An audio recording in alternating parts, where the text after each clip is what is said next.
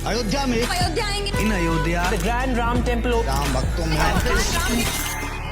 आज पूरी दुनिया उत्सुकता के साथ 22 जनवरी के ऐतिहासिक क्षण का इंतजार कर रही है।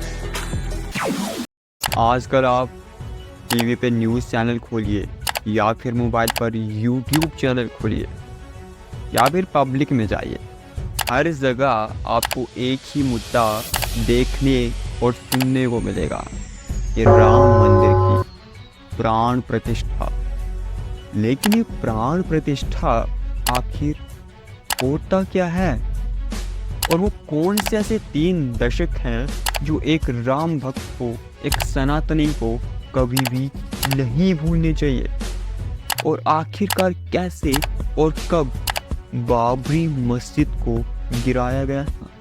तो इन तमाम बातों को इस वीडियो के माध्यम से जानने का प्रयास करते हैं। तो प्राण प्रतिष्ठा एक ऐसा अनुष्ठान होता है जिसके द्वारा मंदिर में किसी भी देवता की मूर्ति को प्रतिष्ठित किया जाता है, और प्रतिष्ठित करने के बाद उस मूर्ति में कुछ मंत्रों, विधियों और कई नियमों के द्वारा मूर्ति को जागृत किया जाता है, और वो मूर्ति इतनी सक्षम हो जाती है और इतनी क्षमता आ जाती है कि वो भक्त की प्रार्थना को स्वीकार कर ले और एक दैवी शक्ति की अनुभूति होती है।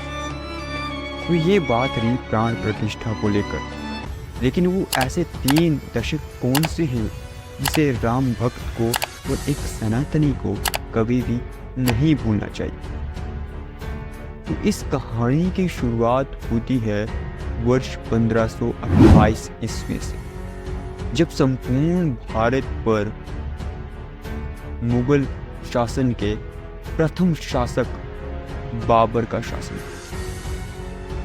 और बाबर का सेनापति मीर बाकी, जिसने अयोध्या के राम मंदिर को ध्वस्त करके वहां पर बाबरी मस्जिद का निर्माण किया। जिस समय इस मंदिर को तोड़ा गया उस समय यहाँ पर सिद्ध महात्मा श्यामानंद जी महाराज का अधिकार, और उसी समय राजा मेहताब सिंह जी ने और बद्री नारायण जी ने मंदिर को बचाने के लिए बाबर से युद्ध किया। लेकिन वीरता दिखाने के पश्चात भी अंत में हजारों वीर सैनिक शहीद हुए पर मंदिर को ना बचा पाए। इतिहासकार कलिंगन अपने 66वें अंकित पृष्ठ पर ये लिखते हैं कि 1,74,000 हिंदुओं की लाशों पर मीर बाकी ने मंदिर तोड़ने के इस अभियान को सफल बनाया। तो इस बात से हम अंदाज़ा लगा सकते हैं कि हिंदुओं ने कितने शीशों की आहुति दी थी, कितने शीश कटाए थे, और कितना संघर्ष उस समय भी राम मंदिर के लिए किया था। उसके बाद औरंगजेब ने 10 अभियानों के द्वारा लगातार अयोध्या पर राम मंदिर और कई हिंदू मंदिर को तोड़ने के लिए अभियान चलाए और आक्रमण भी की। उसके बाद सबसे महत्वपूर्ण दशक आता है जिसमें कई ऐसी घटनाएं घटित होती हैं जो राम भक्तों को कभी भी नहीं होनी चाहिए। तो पहली घटना घटित होती है 30 अक्टूबर 1990 की, जब अयोध्या में मुख्यमंत्री मुलायम सिंह का शासन था, और मुख्यमंत्री मुलायम सिंह द्वारा खड़ी की गई सभी बंदिशों के बावजूद भी हिंदुओं ने अयोध्या में प्रवेश कर विवादित ढांचे पर भगवा लहरा दिया, और 2 नवंबर 1990 को मुलायम सिंह ने कार सेवकों पर अंधाधुंध गोली चलाने का आदेश दिया। सैकड़ों राम भक्तों ने जीवन की आहुति दे दी, और 1991 को मुलायम सिंह ने भी इस्तीफा दे दिया। लेकिन ये घटना यहीं पर नहीं रुकती है। इसके बाद एक ऐसी घटना आती है जो ऐतिहासिक घटना बन जाती है, जिसे इतिहास में कभी भी नहीं भूला जाता है। तो ये घटना होती है 6 दिसंबर 1992 की, जब अयोध्या में सुबह से हजारों की संख्या में कार सेवक आते हैं, और लगभग 12 बजे के करीब कई कार सेवक मस्जिद पर चढ़ने लगते हैं और तकरीबन 1 बजे मस्जिद के पहले गुंबद को गिराया जाता है और उसके बाद लगभग 3 बजे मस्जिद के दूसरे गुंबद को गिराया जाता है और 5 बजे तक संपूर्ण मस्जिद जमीन पर ध्वस्त हो जाती है।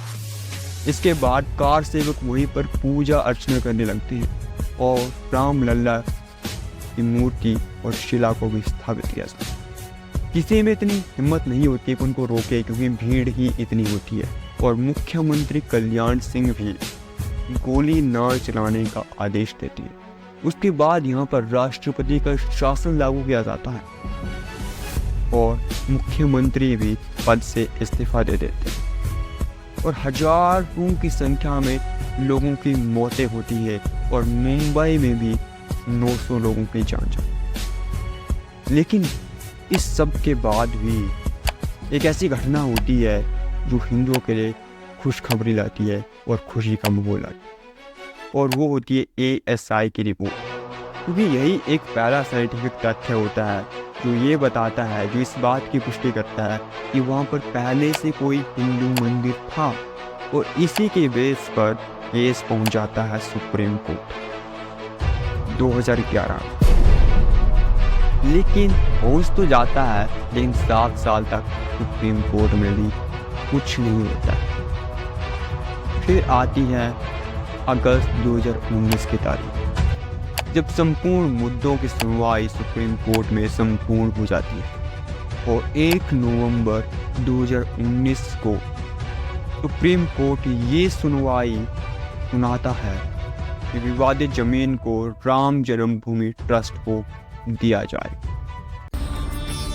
उसके बाद संपूर्ण भारत में खुशी का माहौल छा जाता है और 5 फरवरी 2020 को शुभारंभ भी किया जाता है। उसके बाद अब 22 जनवरी 2024 को वहाँ पर राम लल्ला को प्रतिष्ठित भी किया जा रहा है। ये खुशखबरी है, लेकिन ये जो संघर्ष था, ये संघर्ष कोई 10-11 साल पुराना नहीं था, ये 500 साल पुराना संघर्ष था। आज से 492 साल पहले से संघर्ष किया जा रहा है और कितने हजार लाखों लोगों ने इसके लिए आहुतियाँ दी और कितने हजार लोगों ने अपने शीश कटाए। इतने राम भक्त इसके पीछे दिन रात लगे अपनी आहुतियाँ दी, लेकिन आज भी वो इसको देखने में सक्षम होते हैं। इसलिए वीडियो के अंत में यही कहना चाहूँगा कि जिस दिन प्राण प्रतिष्ठित होने पर